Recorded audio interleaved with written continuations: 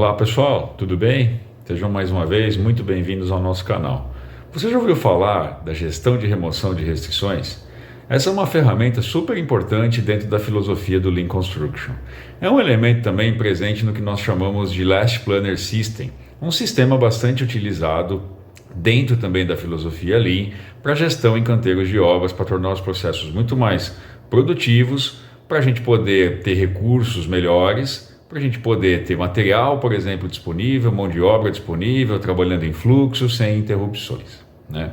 A gestão de restrições, pessoal, ela é uma peça muito relevante, porque ela visa combater um pouco daquilo que nós chamamos de 9 tipos de desperdícios clássicos dentro do canteiro de obras, né? Na prática, a remoção de restrições não é exatamente você fazer um cronograma por si só, mas sim analisar o seu cronograma, analisar os seus processos sobre uma ótica bastante sistematizada, e verificar se tem algum tipo de problema ou algum tipo de restrição associada à execução das atividades, né? E aí, o que eu chamo de restrição é quando você vai olhar um elemento qualquer dentro de um canteiro de obras ou uma atividade super importante, como, por exemplo, a execução de uma estrutura de concreto ou de uma alvenaria, né? E aí, para eu poder executar uma alvenaria, não basta eu simplesmente ter planejado, ter feito o meu dever de casa, ter feito um bom planejamento, né? Eu preciso verificar, por exemplo, se eu tenho material disponível para executar aquela alvenaria, não só o material disponível, mas também em quantidade e qualidades, ok?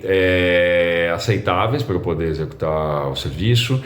Se o material estará disponibilizado no local que eu preciso que ele esteja, se eu tenho, por exemplo, mão de obra capacitada para executar aquele trabalho, se eu tenho algum ponto de logística que eu preciso determinar, ou que eu preciso trabalhar para que esse material chegue até o ponto de aplicação, se as inspeções de qualidade foram checadas para eu poder aplicar e realizar esse serviço, se as atividades predecessoras estão ok, estão concluídas para que eu possa iniciá-la, se tem condições, por exemplo, de segurança do trabalho inerentes à execução de uma alvenaria que eu preciso tomar algumas ações, né?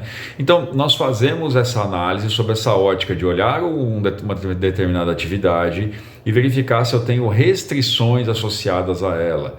Então, nesse aspecto, pessoal, restrições não é nada mais nada menos do que aqueles tópicos, aqueles problemas que eu tenho que vão me impedir de executar algum serviço da melhor forma possível.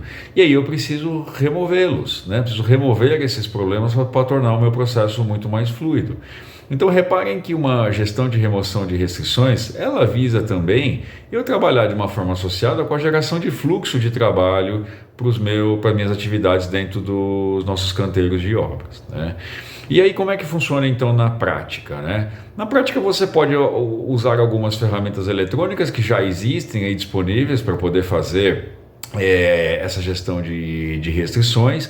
Aí eu cito aqui duas. Você pode usar, por exemplo, o Planner da Microsoft, ou pode usar, por exemplo, o Teams, ou qualquer outro software de gestão de projetos, o Asana, por exemplo, que permite você fazer essa gestão por lá. Então funciona assim: eu vou analisando uma determinada atividade em conjunto com a equipe da obra, e a partir desse momento nós vamos analisando o que vai ser executado e quando, né? E aqui eu abro um parênteses, a gente dá um zoom maior em obras, obviamente com um longo período de duração, a gente dá um zoom maior nos próximos 180 dias normalmente, tá? Eu tenho uma etapa, eu faço essa divisão de 180 dias normalmente em duas partes aí.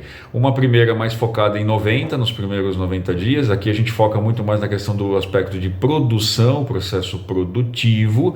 E depois de olhar esses 90, eu olho mais 90 ainda adiante para poder verificar outros aspectos, como por exemplo, fornecimento de recursos, né? Fornecimento de material ou contratação de mão de obra. necessidade de projetos, de alguma coisa que vai acontecer lá na frente, que eu já preciso tomar uma ação nesse momento, né? Então, na prática, é uma reunião que nós fazemos, né, dentro, principalmente ou preferencialmente dentro do canteiro de obras, para poder fazer esse debate com a equipe em conjunto. E aí, quando eu falo equipe, eu estou falando de equipe mesmo, né? Estou falando de engenheiro, mestre, encarregados, assistentes, auxiliares, enfim, todo o time dentro do canteiro do canteiro de obras aí participando, né? Então, o foco, de novo, é olhar uma determinada atividade e verificar quais são as restrições que eu tenho associado àquilo. A partir do momento que eu detecto eu identifico uma restrição, eu vou anotar, né, ou numa planilha ou num desses softwares que eu comentei com vocês. Então eu vou anotar qual é essa restrição, qual é a data limite que eu preciso removê-la e quem será o responsável por fazer essa remoção de restrições, né? Então, por exemplo, se eu tenho que iniciar um serviço daqui 60 dias, né, e eu preciso comprar material porque eu preciso que esteja lá disponibilizado, obviamente daqui 60 dias para eu iniciar, mas o meu fornecedor demora, por exemplo, 30 dias para entregar. Então eu tenho que comprar o meu material nos próximos dias, nas próximas semanas, para que dê tempo de eu comprar e esse material ser entregue no momento que eu preciso para poder executar o serviço. Então esse é um exemplo clássico de uma restrição, né? Um outro exemplo clássico é um local que às vezes está impedido, né? Eu preciso fazer, por exemplo, uma fundação, eu tenho prazo para começá-la, mas de repente eu tenho uma construção lá que precisa ser demolida, então o local ainda não está liberado para que eu faça a execução daquelas fundações. Então é um outro exemplo clássico de restrição que eu tenho que anotar ali, né, para eu poder dizer que eu preciso removê-la a tempo hábil para poder, obviamente, quando chegar o momento de executar o serviço, eu poder iniciá-lo e executá-lo sem grandes contratempos, né? Então, de novo, restrição tem um foco muito grande aí em resolver e tirar os problemas do caminho para que eu inicie um serviço da melhor forma possível e para que esse serviço tenha também uma performance muito boa, ou seja, da melhor forma possível aí, preferencialmente sem interrupções, né? Então, a gente sempre fala de restrição, elimina gargalo, gera fluxo de produção, elimina desperdícios, e a gente vai falar disso bastante aqui no nosso canal. Eu gosto de falar muito da remoção de restrições, porque basicamente eu não preciso de grandes ferramentas, eu preciso das pessoas ali envolvidas e que estejam, obviamente, concentradas para poder resolver determinados problemas do canteiro de obras, que se eu não resolvê-los num determinado momento, eu vou pagar a conta, né, quando chegar a hora de eu executar um determinado serviço e essa restrição não tenha sido removida, tá? Então, assim, para mim ela é uma ferramenta de gestão super importante. A cada quanto fazê-la, né? Qual é a periodicidade? Depende muito do prazo da duração de obra, né?